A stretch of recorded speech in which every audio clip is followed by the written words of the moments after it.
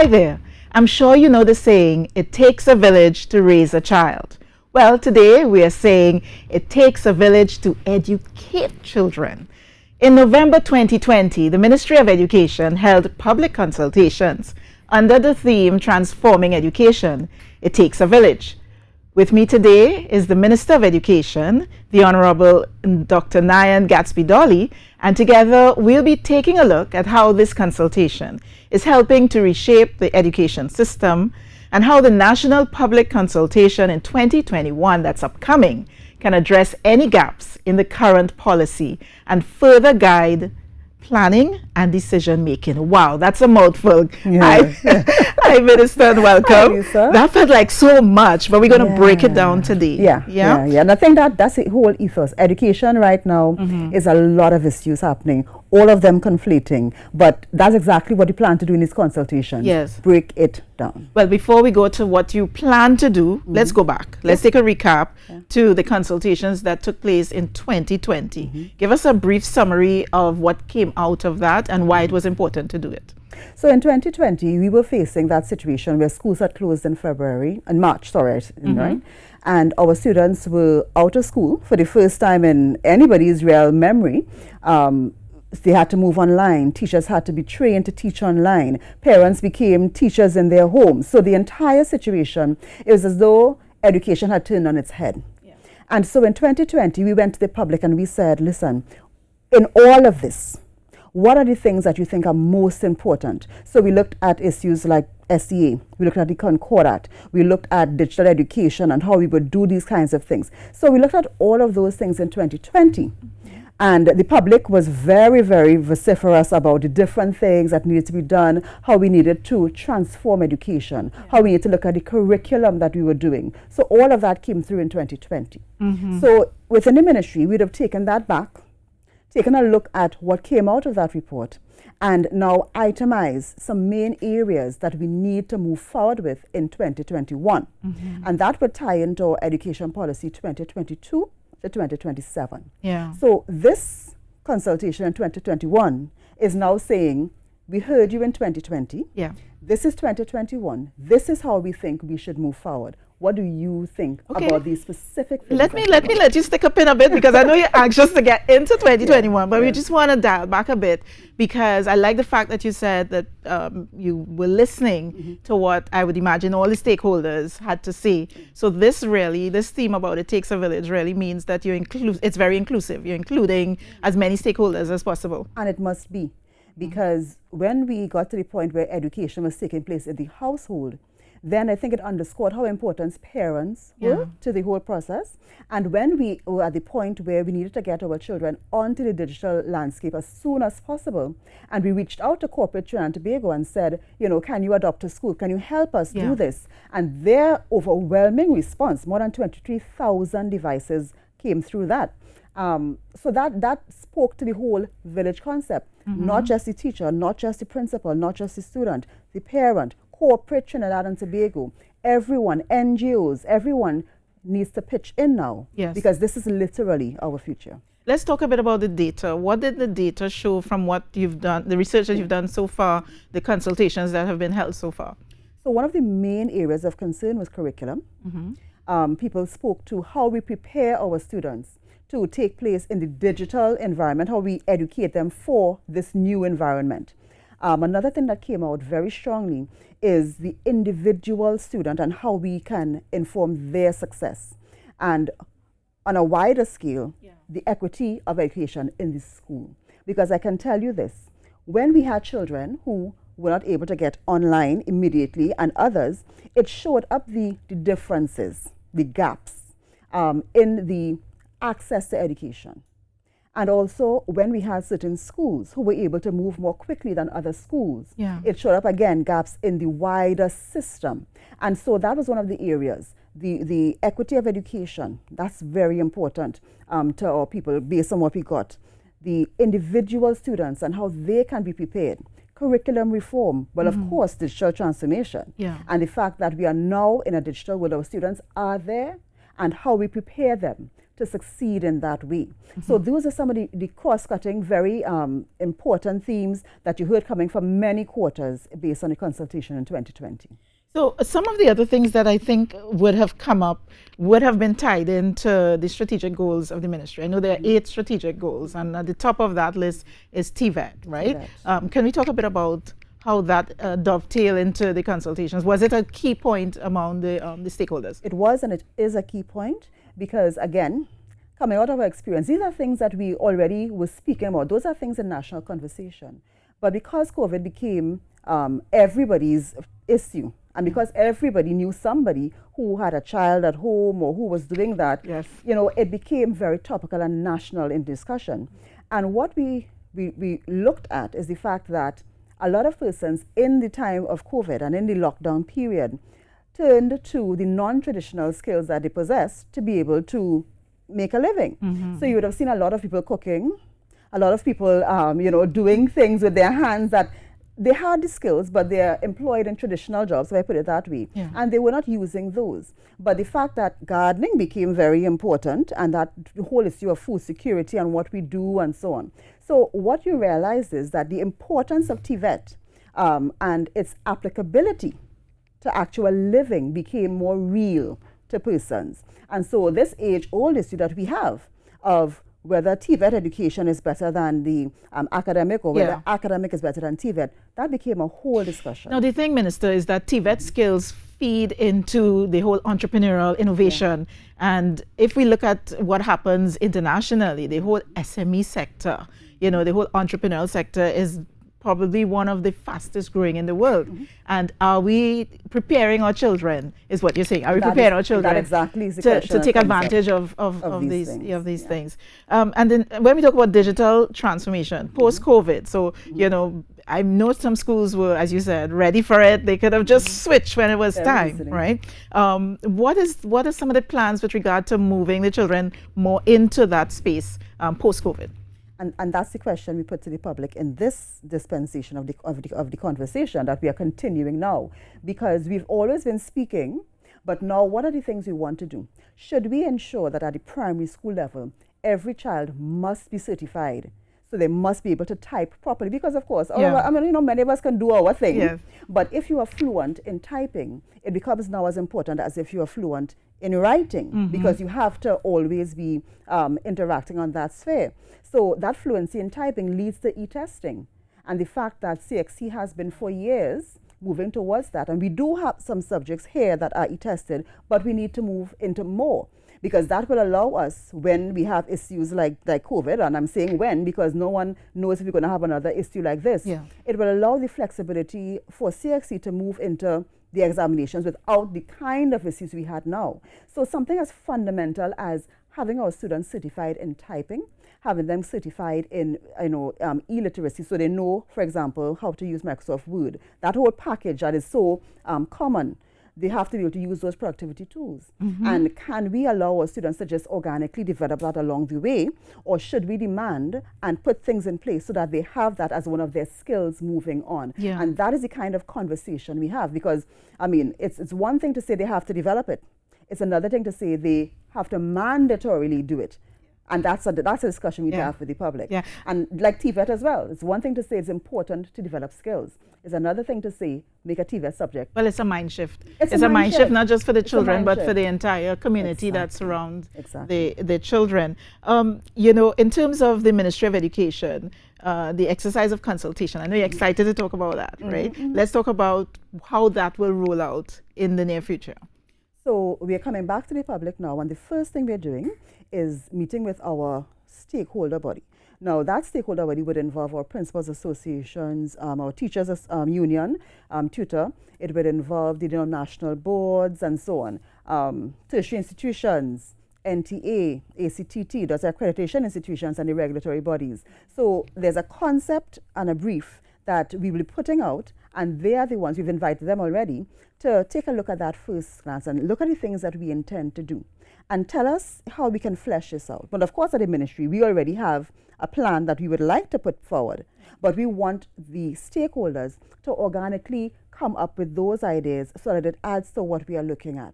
And so that's phase 1, and that takes place over the next 2 weeks, 2 to 3 weeks.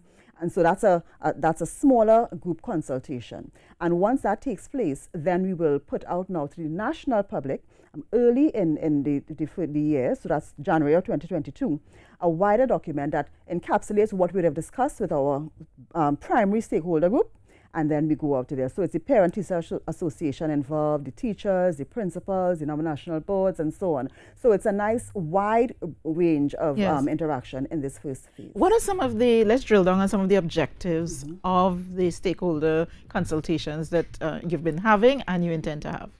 So one of the main things would be curriculum reform. As I discussed before, that's a hot topic on everybody's mind. Yes. And what are the ways specifically? So what are the things that we introduce into the primary school system to ensure that we have the type of values, attitudes, and behaviors we want? Because if we go back to Vision 2030, there's a mandate for education. And it's not just about what the children learn in school, it's also about the citizens they become. And so the adoption of those critical values, attitudes, and behaviors. And it starts simply with discipline, tolerance, production. It starts from there, and then it spreads into, our children and their view on fairness, their view on patriotism and what they contribute to their country and so on. And if we are saying that we need that type of citizen in Trinidad and Tobago, and that's what we're educating for. We're not educating for you to pass an exam.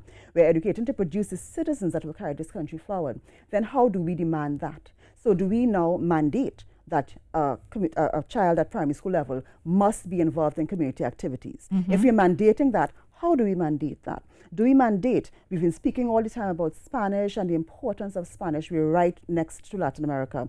How do we say our children must learn Spanish? How do we implement it? How do we implement that? What do we do to implement that? So you're talking systems as well. We're talking systems, So there's some, so that's just curriculum reform. I spoke a little bit about digital transformation and what happens there. In terms of, our system being resilient, how do we get to the point where we have now an e-classroom for every single teacher in the country so that they can easily load information there, they can get their classes accustomed to e-testing on an e-classroom system, and that's from primary to secondary school. How do we go through that? Right? So you know where I'm going with this then, because you're talking about training and educating the children. But once you start talking, I remember when COVID first started and the teachers were like, oh my gosh, I have to be going online and this is a whole new world for me. What has happened with human resource management development, the development of the HR for the teachers and the other staff? Teachers have, by and large, been very, very receptive to learning the new methods. So teacher training is a big part of what was and what must be, so that our teachers can be on board, they can be professionally developed. And of course, this whole system of having an e-classroom requires dedicated staff. So that's also a part of digital transformation, bringing in human resource that deals specifically with that. There isn't that at the ministry right now. So that education technology unit, that's a part of that. And so what's also a part of human resource is moving the ministry itself forward. So the systems to deal with payment, the systems to deal with accessing services, HR services, and so on. The ministry has been doing and must move forward in having more of these online systems so that the ministry itself can operate in a digital world, because we can't have the schools operating this way if the ministry is not operating in a parallel way. So all of that is a part of that human resource development that we have to push as well. What have been some of the challenges so far? Because it sounds really, that everything seems to be in place and there's a focus and a thrust, but there must have been challenges. There's a focus and a thrust. But it's one thing to have your plan, and it's another thing to bring everyone along into that changed system and get them on board. Change is difficult for everyone. And when it's mandated, it's a little bit easier. So, for example, when we had to move online, we simply had to move. However, there are many other things that have to happen to allow this system to work properly. We've been operating in emergency mode. But as the emergency mode progresses, we see the need to really formalize these systems. And getting everyone on the same mindset is a constant everyday job, because there are so many different areas and they're all interconnected. So if we fall down at the level of the ministry in terms of monitoring and putting those systems in place, well then we don't see where the students need the help, and therefore we can't help the students themselves. So everything is, yes, separate, but interconnected, and that is the main challenge, getting everyone with the same mindset to move forward in the way that we need. So that's the major challenge. Okay, now and of course funding.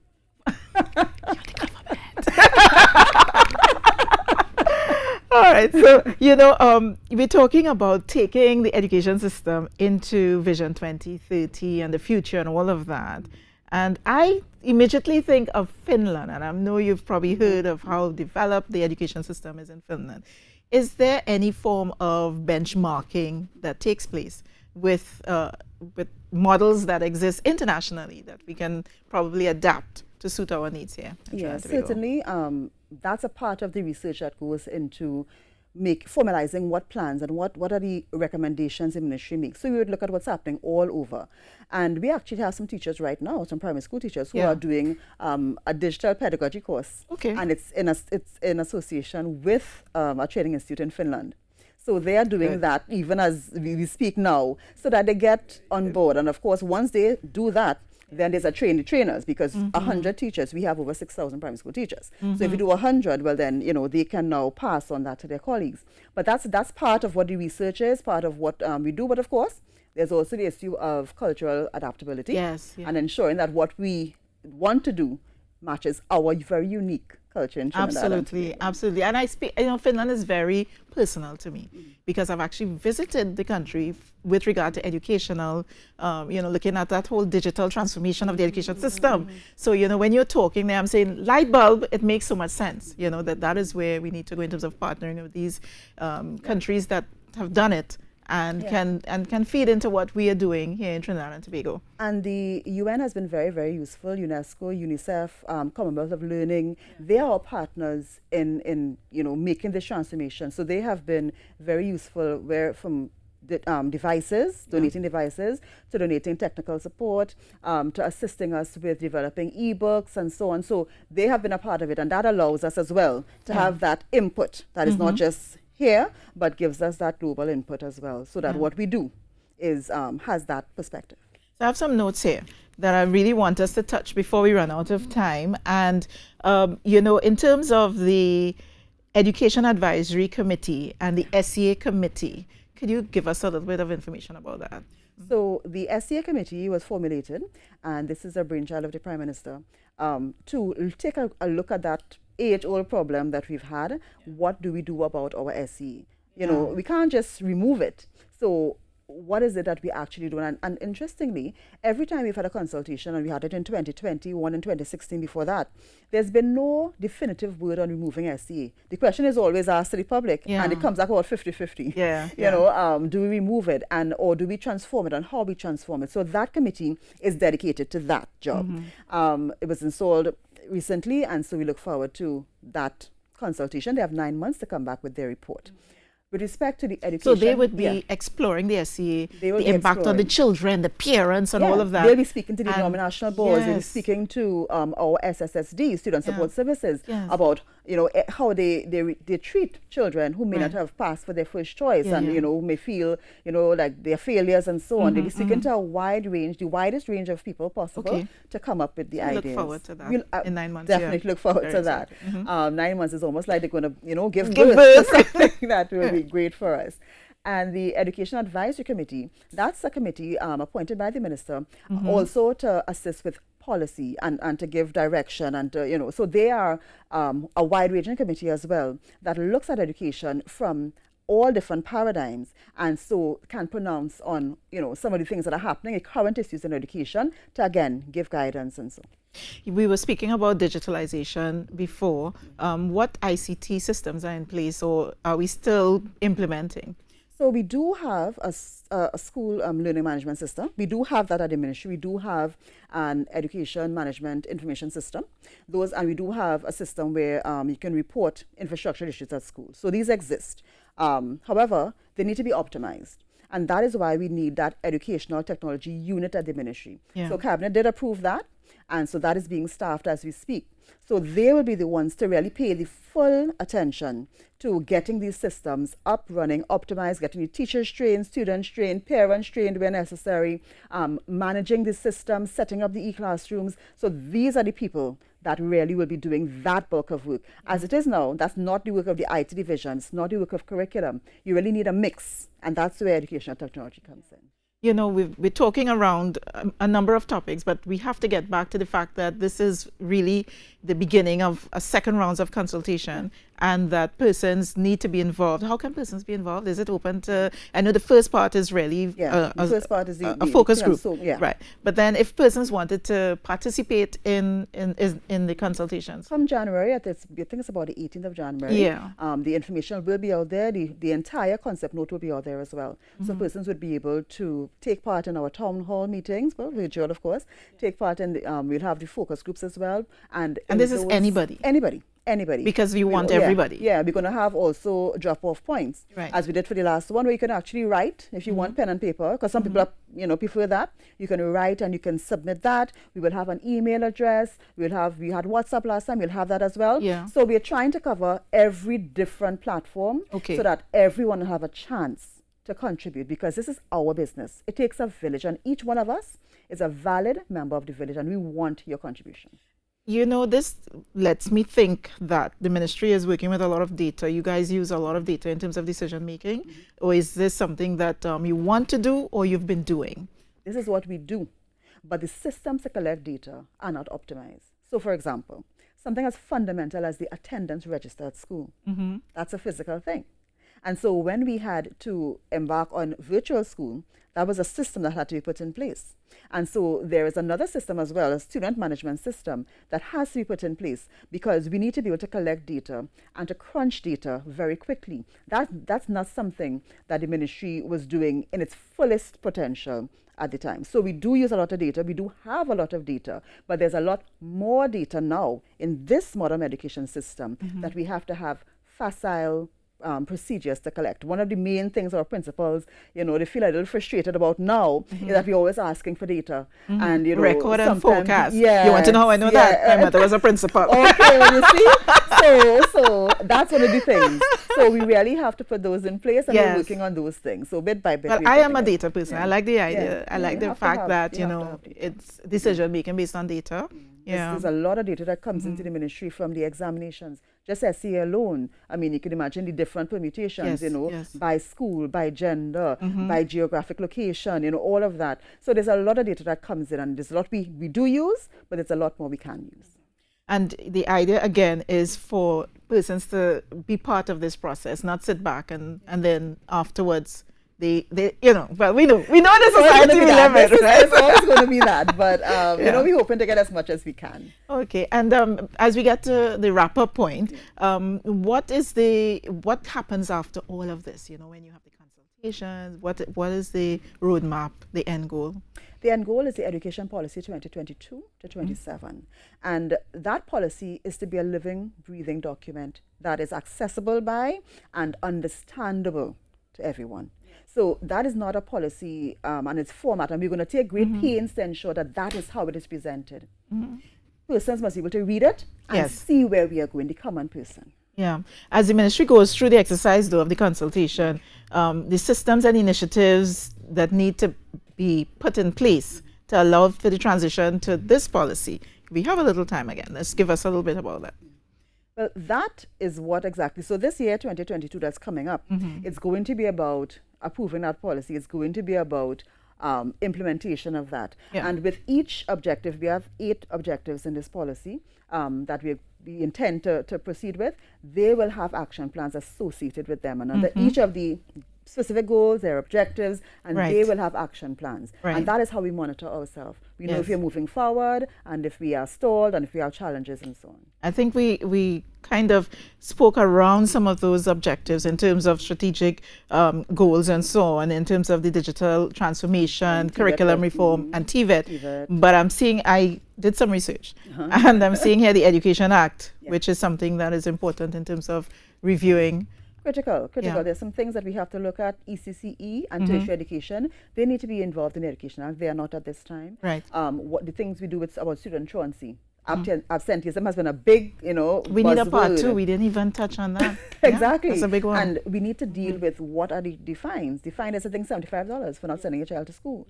And if we want to ensure that students come to school, we have to be a little better than that, So these are some of the things. What we do when students are suspended, suspension and that kind of thing of keeping children home. Do we really want to continue with that, or how do we want to enhance that? Because if a student is being suspended, they need attention. And it's keeping them home, really give them the attention that they need. So all of those things are enshrined in the Act, and that's why we need to look at the Act itself and make those legislative You also need to juxtapose that against transition of learners and the environment from which they come, because we may speak of truancy on one hand, but on the other hand, we're looking at these socioeconomic factors that contribute and that's to why sort that of behavior. objective about student achievement, individual student achievement, that pillar is also critical, because we need to look at where our children have the issues and what we are doing to intervene. And we have to, again, the record keeping, the digital transformation. We must be able to track a child from the time of intervention, the first intervention, along the way, so we can look back and see what we have done, how it has affected the child, and how we can continue to make this child into a productive citizen. And then that comes into equity. Exactly. Yes, equitable, which is a tough one, because I was reading it through and I'm thinking, equity is such a difficult goal to achieve concept, because the fact is that some children are in positions of privilege in terms of where they live and, the appearance, the exposure, that sort of thing.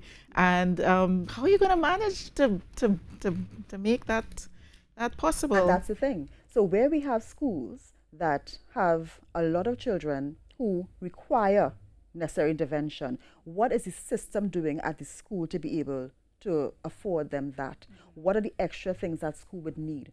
In some of the other systems, they would give these types of schools more funding. Yeah.